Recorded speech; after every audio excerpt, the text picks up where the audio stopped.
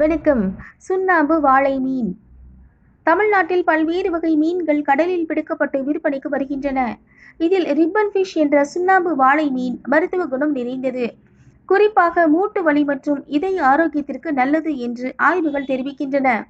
சுண்ணாம்பு வாளை மீனில் மற்ற கடல் மீன்களை விட அதிக அளவில் ஒமேகா 3 கொழுப்பு அமிலங்கள், புரதம், வைட்டமின் B12 மற்றும் சோடியம் ஆகியவை காணப்படுகின்றன.